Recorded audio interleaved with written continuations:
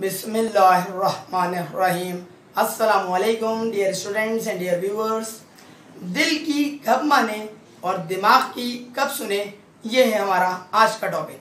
और इस टॉपिक पर डिस्कशन करने के लिए हम आपकी खिदमत में हाजिर हुए हैं।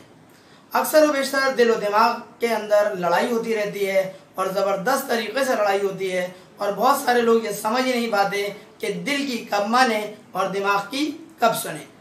इस शशोपंज के अंदर, इस लड़ाई के अंदर, इस दंगल के अंदर बाज़ औक़ात दिल जीत जाता है और दिमाग हार जाता है, बाज़ औक़ात दिमाग जीत जाता है, दिल हार जाता है। सवाल ये पैदा होता है कि दिल की कब सुने, दिमाग की कब माने।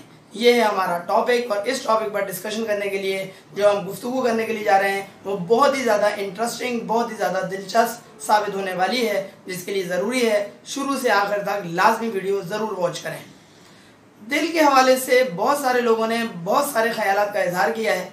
बहुत सारे लोगों के नज़दीक दिल तो पागल है, बहुत सारे लोगों के नज़दीक दिल एक बच्चे की मानद है। लेकिन ये बात याद रखिएगा, दिल एक ऐसा ऑर्गन है हमारी बॉडी का कि जिसके अंदर ख्वाहिशात जन्म लेती हैं, जिसके अंदर कुछ ऐसे अरमान पैदा होते हैं, और वो अरमान इस किस्म के होते हैं बाज़ औक़ात कि वो जायज़ भी हो सकते हैं और नाजायज़ भी हो सकते हैं। अगर हमने अपने दिल के ऊपर पहरा नहीं लगाया तो याद रखिएगा ये दिल हमें जहन्नुम की हुदूद तक पहुंचा सकता है, खुदा न ख्वास्ता। और अगर हमने अपने दिल को काबू में करके रखा तो फिर यकीनी तौर पर हम इंशाअल्लाह ताला अपने राह को सीधा रखते हुए जन्नत के दरवाजे तक इंशाअल्लाह, और जन्नत में भी इंशाअल्लाह ताला पहुँच जाएंगे।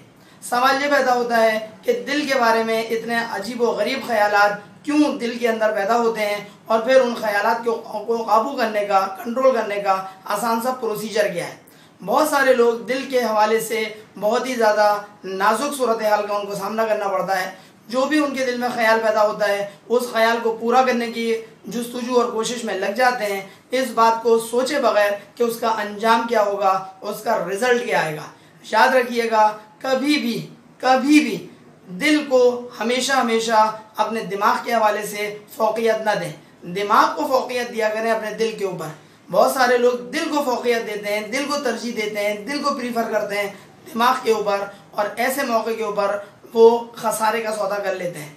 यहाँ ये बात क्लियर करना बहुत ज़रूरी है कि ये नहीं कहा जा रहा है कि दिल की कभी सुने ही नहीं, ये नहीं कहा जा रहा है दिल की कभी माने ही नहीं, ये नहीं कहा जा रहा है कि दिल में कभी जज्बात को ख्वाहिशात आपके पैदा हो रहे हैं तो उसको आप मट्टी से उसके अंदर कुचल दें और उसको जो है वो बुरी तरीके से रौंद डालें। ये नहीं कहा जा रहा है, बल्कि ये कहा जा रहा है कि आपको ख्याल ये रखना है कि अपनी हर ख्वाहिश को पूरा करने की कोशिश ना करें। शायद यही वजह है कि एक मशहूर और मारूफ जुमला कहा जाता है दिल के हवाले से कि अपनी तमाम तर ख्वाहिशात को अपने काबू में करके रखो, अपने कंट्रोल में करके रखो, क्योंकि जो ज़रूरियात हैं वो फ़कीरों की भी पूरी हो जाती हैं, और जो ख्वाहिशात हैं वो बादशाहों की भी अधूरी रह जाती हैं। अगर आप तारीख़ का मुताला करें तो आपको ये बात रोज़े रोशन की तरह वाज़े नज़र आएगी कि दुनिया में ना जाने ऐसे कितने बादशाह गुजरे हैं जिन्होंने ना जाने कैसी कैसी ख्वाहिशात का इजहार किया, लेकिन उनकी वो ख्वाहिशात कभी पूरी ना हो सकी। हद तो ये है कि उनकी वो ख्वाहिशात पूरी होना तो दूर की चीज़, पूरी का पे का जो नुक्ता होता है वो भी ना हो सकी। क्यों? क्योंकि बाज़ औक़ात उनकी ख्वाहिशात नाजायज़ हुदूद तक पहुँच जाया करती थी, और परवरदिगार जो है उसकी लाठी जो है वो भी आवाज़ होती है, लिहाजा बाज़ औक़ात उनकी ख्वाहिशात अधूरी की अधूरी ही रहीं। जबकि ज़रूरियात के बारे में कहा जाता है कि ज़रूरियात जो हैं फ़कीरों की भी पूरी हो जाया करती हैं। इसका मतलब वो ये तो बात वाज़ेह हो गई कि एक तरफ ज़रूरियात हैं और एक तरफ ख्वाहिशात हैं।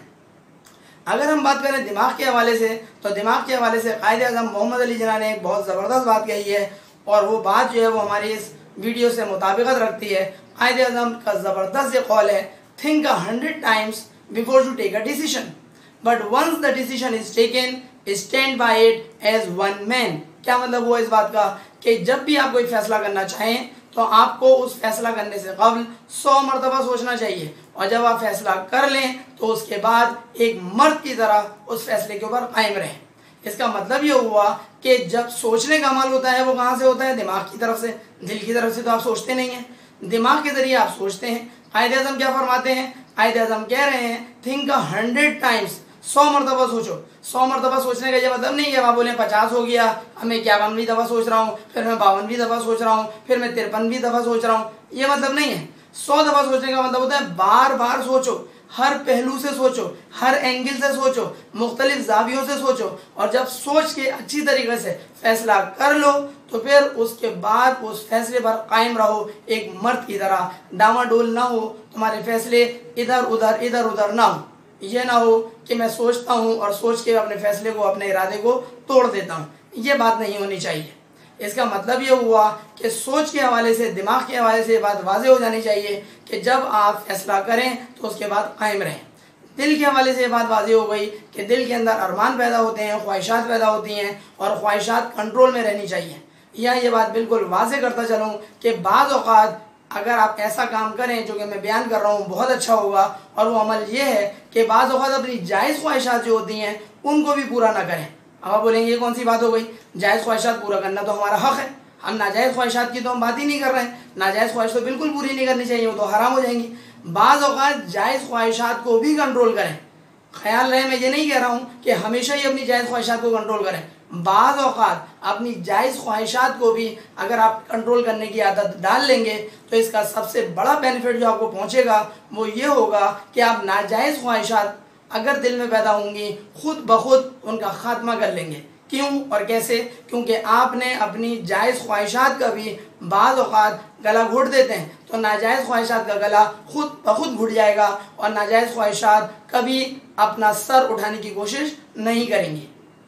ये बात हमेशा याद रखा करें कि बाज़ औक़ात दिल के अंदर जो जायज़ ख्वाहिशात पैदा होती हैं वो बाज़ औक़ात ऐसा भी होता है कि हम बार बार एक ही चीज़ जायज़ ख्वाहिशात को पूरा करते करते बाज़ औक़ात नाजायज़ ख्वाहिशात की तरफ भी बढ़ना शुरू कर देते हैं। लिहाजा इसी वजह से कहा जाता है कि अगर आपने अपनी जायज़ ख्वाहिशात को भी हर मौके पर नहीं, बाज़ मौक़ों पर काबू कर लिया तो उसका सबसे बड़ा बेनिफिट जो आपको पहुँचेगा वो ये होगा कि नाजायज़ ख्वाहिशात अगर कभी दिल में पैदा होंगी तो वो खुद ब खुद अपनी मौत आप मर जाएंगी।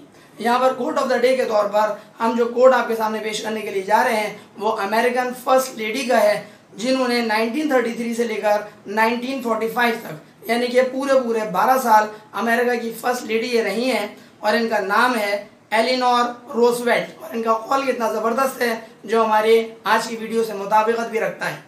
कहती हैं एलिनोर साहिबा, टू हैंडल योर सेल्फ, अगर आप अपने आप को हैंडल करना चाह रहे हैं, यूज़ योर हेड, अपने दिमाग को इस्तेमाल करो। यानी कि अपने दिमाग को इस्तेमाल करके अपने आप को हैंडल करना बहुत आसान हो जाएगा, बहुत अच्छा हो जाएगा। लेकिन जब आप दूसरों को हैंडल कर रहे हो तो क्या करें? अगला हिस्सा है to handle others use your heart. जब आप दूसरों को हैंडल कर रहे हो तो अपने हार्ट को यूज़ करें, अपने दिल को इस्तेमाल करें।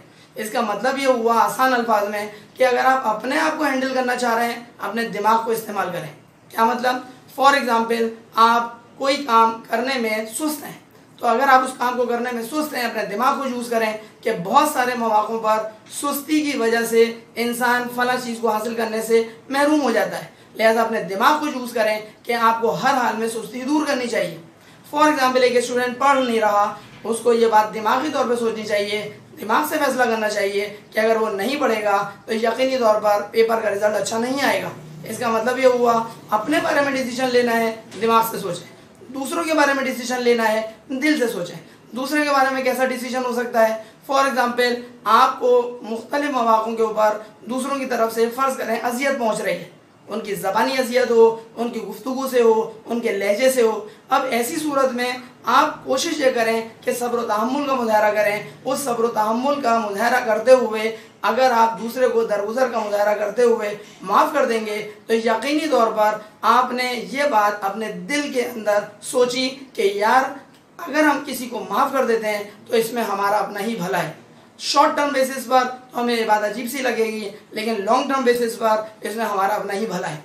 क्योंकि बाज़ औक़ात हमारा रिएक्शन इतना ख़तरनाक हो जाता है कि जो दूसरे की गलती होती है उसके रिएक्शन के तौर पर जो हमारी गलती साबित होती है वो उसके उस एक्शन से भी बढ़कर हो जाती है।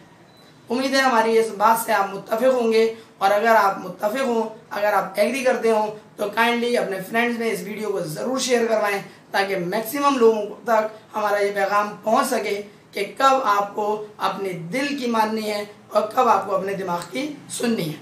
उम्मीद है हमारी इस वीडियो से आप यकीनन फ़ायदा उठाएंगे। अगली वीडियो लेक्चर तक अपने टीचर सर अली अहमद को इजाज़त दीजिए। अपना बहुत ख्याल रखिएगा। अस्सलामु अलैकुम।